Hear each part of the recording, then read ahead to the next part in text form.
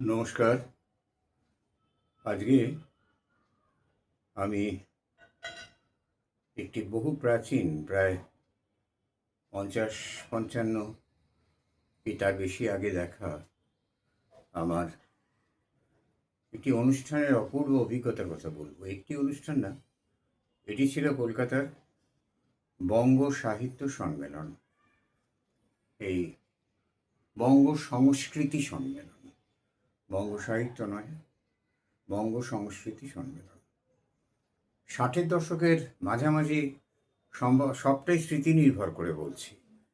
৬০-এর দশকের মাঝামাঝি সম্ভবত শুরু হয়েছিল, আর ৮০ দশকের শেষ দিকে এসে হয়তো বা মধ্যভাগে এটি বিভিন্ন প্রেক্ষাগৃহে এদিক ওদিক ছড়িয়ে পড়ে। সেই যে মার্কাস স্কোয়ার, সেন্ট্রাল এভিনিউয়ের ওপরে, তখন নাম ছিল, এখন বোধহয় রামমোহন পার্ক, উদ্যান টুদ্যান এরকম কিছু নাম হয়েছে, আমি ঠিক জানি না, রামমোহন উদ্যান সম্ভবত। তো এই মার্কাস স্কোয়ারে বিশাল ম্যারাব বেঁধে বঙ্গ সংস্কৃতি সম্মেলন হতো। টিকিট সম্ভবত কিনতে পাওয়া যেত না, কারণ আমরা নানা সূত্র থেকে গেস্ট কার্ড জোগাড় করতাম। অতিথিরা গেস্ট কার্ড নিয়ে যেতাম। বিশাল তক্তাপোষের মতো করে, স্টেজের মতো করে সমস্ত জায়গাটাই বেঁধে নেওয়া হতো ওইভাবে। আর সেই স্টেজের ওপরে বসে আমরা, পেছন দিকে এটা করা হতো, আমরা অনুষ্ঠান দেখতাম। সামনে শতরঞ্চি পেতে মানুষ বসতো, চেয়ার দিয়ে আলাদা করে কাউকে বসতে দেখিনি, মনে নেই অন্তত। আর বিশাল স্টেজের উপরে অনুষ্ঠান হতো, বঙ্গ সংস্কৃতি সম্মেলন ৭ দিন ধরে চলতো। এই বঙ্গ সংস্কৃতি সম্মেলনে সৌমিত্র চট্টোপাধ্যায় তার প্রথম নাটক, একটি নাটক উপস্থাপনা করেছিলেন। এছাড়া এই বঙ্গ সংস্কৃতি সম্মেলনে এক এক দিন এক এক ধরনের গানের অনুষ্ঠান থাকতো। কোনো দিন থাকতো বা কিছু কিছু ২ ঘন্টার জন্যে, সকালে একটা বিকেলে একটা, এরমভাবে একদম মুক্ত মঞ্চের পুরো গন্ধ নিয়ে অনুষ্ঠান হতো। কি হতো না! রবীন্দ্রসঙ্গীত, আধুনিক গান, নজরুল গীতি, অতুল প্রসাদী, গানের যত রকম আছে সব নামি দামি এবং তরুণ উদীয়মান শিল্পীরাও চলে আসতেন এখানে, তাদেরও গান গাওয়ার জন্য আমন্ত্রণ জানানো হতো। ক্লাসিক্যালে পণ্ডিত রবিশঙ্কর, ওস্তাদ আলী আকবর খান যুগলবন্দি বাজিয়েছেন ওই বঙ্গ সংস্কৃতি সম্মেলনের মঞ্চে। নিখিল ব্যানার্জিও যদ্দূর মনে পড়ছে বাজিয়েছেন। হেমন্ত মুখার্জি, দেবব্রত বিশ্বাস, সুচিত্রা মিত্র, কণিকা বন্দ্যোপাধ্যায়, এদের গান তো শোনাই যেত। এছাড়া লেবেডেভ নাটকটি তখন খুব আলোড়ন তুলেছিল। এই লেবেডেভ নাটকটিকে মঞ্চস্থ হতে, আমি প্রথম এই মঞ্চস্থ হতে দেখি বঙ্গ সংস্কৃতি সম্মেলনে। এছাড়া একজন বিদেশি মানুষ, নাম তো মনে নেই, ভাবুন না, আমার তখন ১৭-১৮ বছর বয়স, আর আজকে আমার প্রায় ৮০ ছুঁতে চলা পরিক্রমা।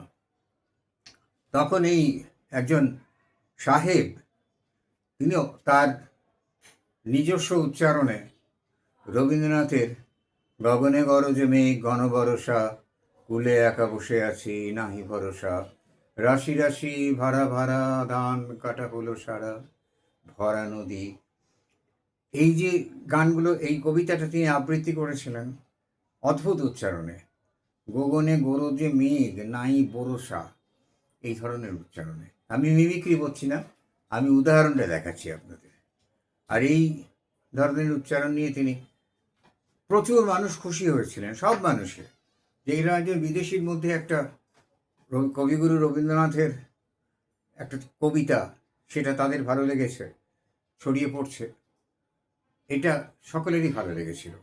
অবশ্য রবীন্দ্রনাথকে নোবেল প্রাইজ দিয়ে প্রথম স্বীকৃতি বিদেশ থেকেই আনতে হয়, তা না হলে তখন রবীন্দ্রনাথকেও প্রচুর ব্যঙ্গোক্তির সম্মুখীন হতে হয়েছিল।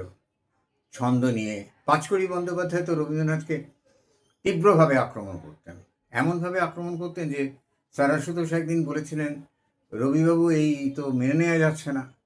তাতে উনি রহস্য করে বলেছিলেন, আশুবাবু জন্ম মুহূর্তে যাহার পিতামাতা তাহার মূল্য 5 কোটির অধিক নির্ধারণ করেন নাই, তাকে নিয়ে আর ভাববার কিছু নেই এই আর কি।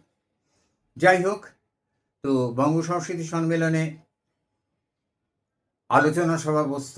ওইখানে প্রথম দেখি প্রমথনাথ বিশিকে, উনি সাহিত্য সম্পর্কে আলোচনা করতে এসেছিলেন। নাটক হতো, থিয়েটার হতো, যাত্রা হতো, উচ্চাঙ্গ সঙ্গীত আগেই বললাম। হ্যাঁ, এই বঙ্গ সংস্কৃতি সম্মেলনে বিসমিল্লাহ খান সাহেবের যে অবর্ণনীয় বাজনা শুনেছি, সেই আমি বিসমিল্লাহ খান সাহেবের বাজনা অনেকবারই শুনেছি, অনেক অনুষ্ঠানেই শুনেছি, কিন্তু এই বঙ্গ সংস্কৃতি সম্মেলনে বিসমিল্লাহ খান সাহেবের সেই বাজনা আমি জীবনে বলবো না, আমার স্মরণে থাকবে। স্মরণে থাকবে পণ্ডিত রবিশঙ্কর ওস্তাদ আলী আকবর খান সাহেবের যুগলবন্দি, একদম কোনোদিন ভুলব না। স্মরণে থাকবে হেমন্ত মুখোপাধ্যায়ের গান, আরেকজন উদীয়মান গায়ক সে সময়কার, বড় ভালো গান গাইতেন, গান গেয়েও ছিলেন, পরে আর ভদ্রলোককে সেরকমভাবে দেখতে পাইনি, সুবীর সেন। সুবীর সেনকেও মনে পড়ছে, অসম্ভব সুন্দর গান গেয়েছিলেন তিনি এই বঙ্গ সংস্কৃতি সম্মেলনে। আর যা হয় এই বঙ্গ সংস্কৃতি সম্মেলনে বিভিন্ন ত্রিপুরা, মণিপুর, আসাম এইসব জায়গা থেকে মানুষেরা আসতেন, দু একটা বোধহয় স্টলও থাকতো। এই সময়টা মণিপুরের তামাক খাবার অসম্ভব সুন্দর গড়গড়ে দেখি, কিন্তু সেটা যিনি এনেছিলেন তিনি মণিপুরেরই মানুষ এবং তিনি বসে ওখানে খাচ্ছিলেন, কিনে নেবার কোনো সুযোগ ছিল না। বঙ্গ সংস্কৃতি সম্মেলন এর পরে আস্তে আস্তে ওখান থেকে ময়দানে চলে যায়।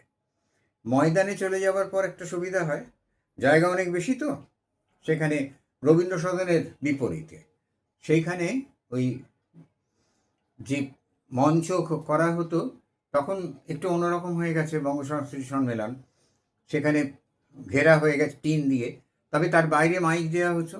যারা গেস্ট কার্ড জোগাড় করতে পারেনি বা পায়নি তারা, আমরা সবাই তখন, আর আমরা পাই না, জোগাড় করতে পারিনি, আমরা সকলে বাইরের ময়দানে বসতাম। রাত্রিরে, সন্ধ্যেবেলা, অন্ধকারে, কোনো ব্যাপার ছিল না, দুটো করে সার্চ লাইট দেওয়া হতো। আর সেইখান থেকে ওইখান থেকে হেমন্তবাবুর গান শুনে মুগ্ধ হতাম।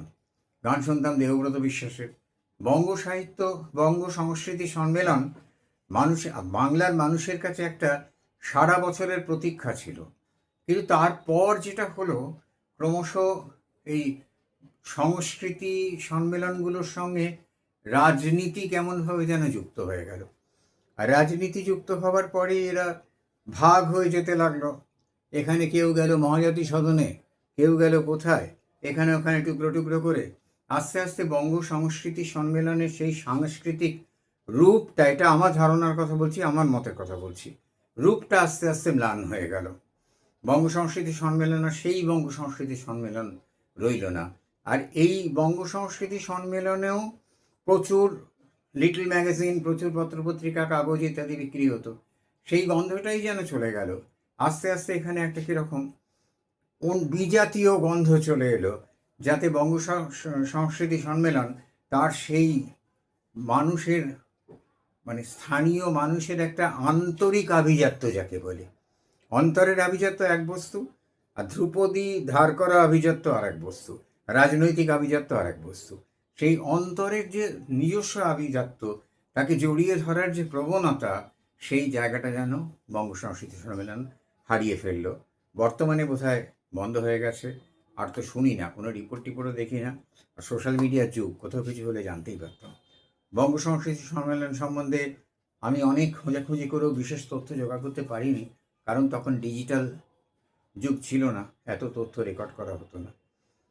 এই আমার স্মৃতি নির্ভর করে কিছুটা আপনাদের সঙ্গে ভাগ করে নিলাম। নমস্কার।